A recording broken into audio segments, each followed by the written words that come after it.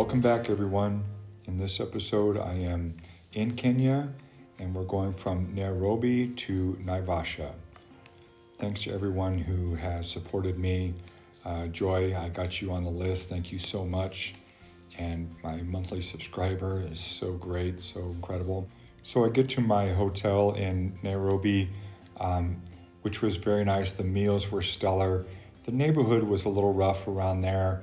I felt safe in the direct vicinity of the hotel, but around there was pretty rough. There's a couple areas I didn't feel real safe in. But it was a nice place. I would highly recommend it. I would definitely stay there again. I was glad they had mosquito netting. There's a little plot of corn in an empty lot next to there. I got there long before the motorcycle did, and one day while I was waiting for the motorcycle, I decided to go into downtown Nairobi. Unbeknownst to me, there was rioting and demonstrating happening near where I was. I stopped along the sidewalk and was using my phone to try and locate an ATM, and a worker from the bank came out and said, "You need to get off of this road and don't have your phone out because people will steal it from you." So I put my phone in my pocket and turned the corner, found an ATM, which was kind of like in a small room. And I was in that room using the ATM, and then I could hear the rioting outside. I could hear chanting and hear people yelling. And I poked my head out and I could see them not too far away, arms in the air, fists raised, signs, and it was terrifying. I was terrified. I contacted an Uber. One of the bank employees came in and checked on me to make sure I was okay because I was in there for a while. When the Uber started getting close, I went back out onto the sidewalk. And even though I stand out like a sore thumb because I'm tall and white and blonde, I tried to be inconspicuous.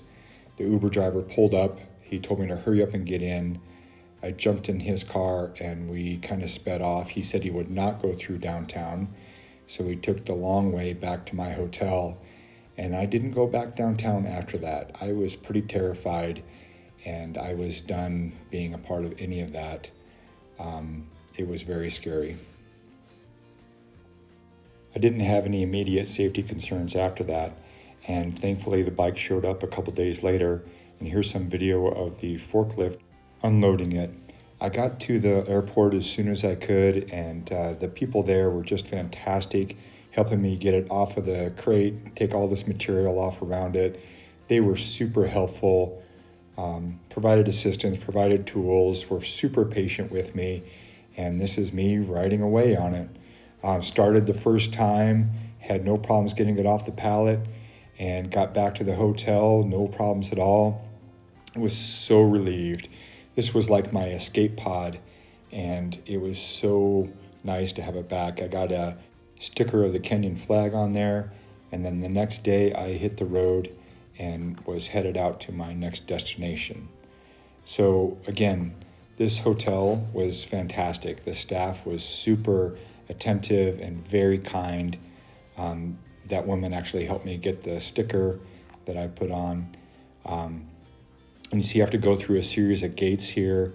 You get kind of an idea what the road conditions are like in town, or in this section anyway. And the security people at the gates were super friendly and very helpful. They would check on me as I would leave. They'd be like, where are you headed? Are you coming back? Blah, blah, blah. Really great. So this is me getting into the traffic. I'm headed to Naivasha, Kenya, where I was going to meet a friend of a friend named Rachel. So this is me trying to navigate that traffic. So Kenya was the most intense traffic so far on the trip. I tried to get on this expressway, but I found out later they just don't allow motorcycles on the expressway.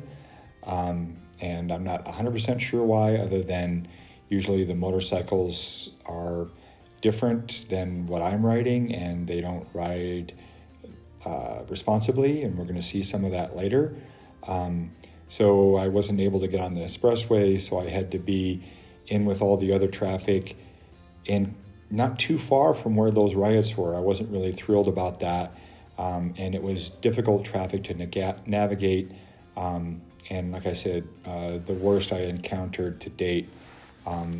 It was very unsafe and unpredictable. After a while, I started to get some of the nuances and some of the flow, but I'm not riding like a local, and it's still absolutely terrifying. Thank you.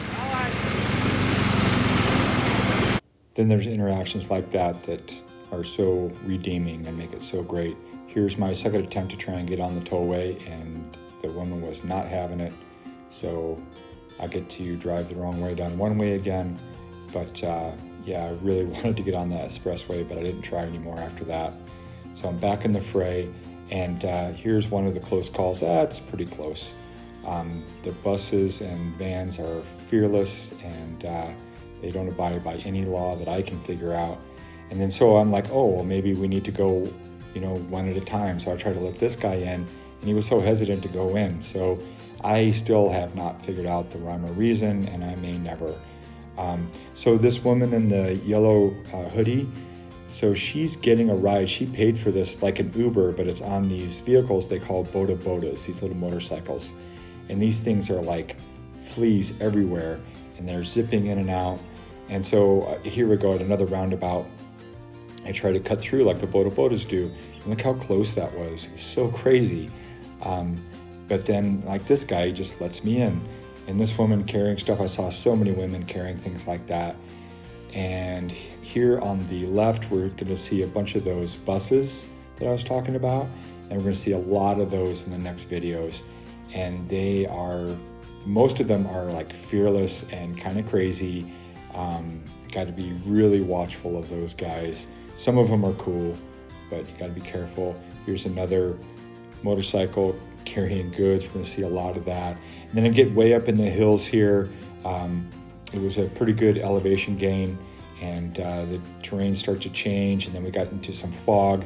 It was really pretty spooky because the driving was so erratic, and I was very afraid of what might be coming down the road at me. So I really slowed down in the fog, but it was very beautiful. And starting to get through it kind of on the other end here, get to see some of the mountains periodically. And there's a boda, they don't go very fast, but they can be anywhere on the road, so you got to really watch for them. And I don't know what this sign says, but Tusker is a type of beer. And then there's a guy carrying a bunch of fish. We're getting closer to Lake Naivasha, and you'll see more and more fish. This was funny because everything was overloaded, including me. All the vehicles had too much weight on them. No one was observing the axle weights. So I was meeting Rachel at this mall. There were guards there at the entrance. It was reassuring. And then as I parked, found a nice spot here, and there was another guard there. It was also reassuring. But I still took all my stuff in to the coffee shop where I met Rachel. And then she took me back. She guided me back to her house where her and her family live. And this road was pretty dusty, so I let her get quite a ways ahead of me so I wasn't eating all that dust. And it's a pretty rough road, and it was going to be very different later. And there's another boda with a huge load on there, not observing the axle weight. And then I'm assuming that this guy got a ride with the boda and they were headed somewhere. But you can see how they're all over the road. Another bunch of goats. Rachel and her family have a lovely home, and it was kind of an oasis, a little safe haven. Then Rachel and some of her family took me out onto the lake and did a little tour. It was so cool. Just so much wildlife. There's a hotel there that feeds this family of hippos for the tourists, but it was really great because we could get some really good photos of them. My shots aren't really good because my camera is zoomed as far as I can to try and get some of these shots, but we were still pretty close. It was really incredible for me. I've obviously never seen animals like this in the wild before.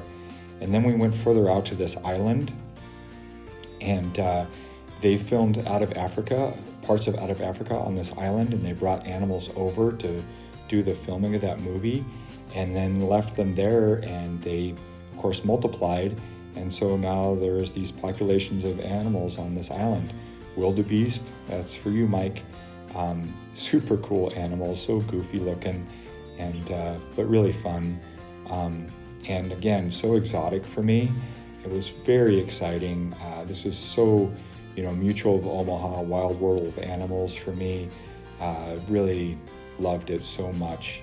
And to see these animals that I consider very exotic was really a treat for me. I really appreciate Rachel for providing this opportunity. What an incredible experience. And then you see the animals in the background there, even with the pelicans and stuff.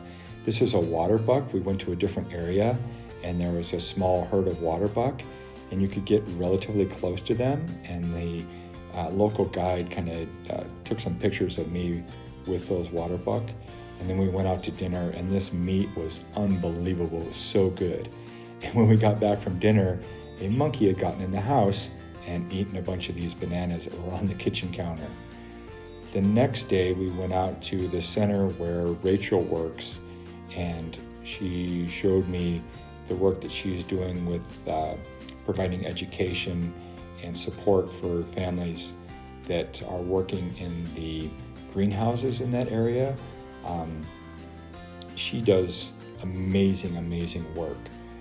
She helps the children of the people that are working in the greenhouses and helps provide them education, and improves the family all around. This young man was one of the teachers at the school where they provide tutoring, and this is at the lake, another spot there. This is another gentleman that works at the center. They were super great. This is a picture of the outside of the building. This was another rough area. This is probably the best street that I saw. I want to take pictures of people. That young man was really into my motorcycle, so he wanted to come and check it out. Then we went out for chama, and chama is roasted goat. They roasted over this fire here, and it was kind of chilly for the people there, so they brought this to help warm up the table. And here we go. This is what they do. You pick your goat, and then they bring it over, and they cut it up at the table. This is all finger food. We had the French fries, which were amazing. They were so good, super crispy, flavorful, soft on the inside, hot. They were awesome. And because it is all finger food, they bring a basin over and you wash your hands right there at the table. It was really great. And it tasted so good. And this is a picture of everything that we had. We had a ton of leftovers. I was stuffed. Thank you so much for watching and following along. God bless my supporters. This has been super helpful, and the multiples makes a huge difference for me. And peace and love to you all.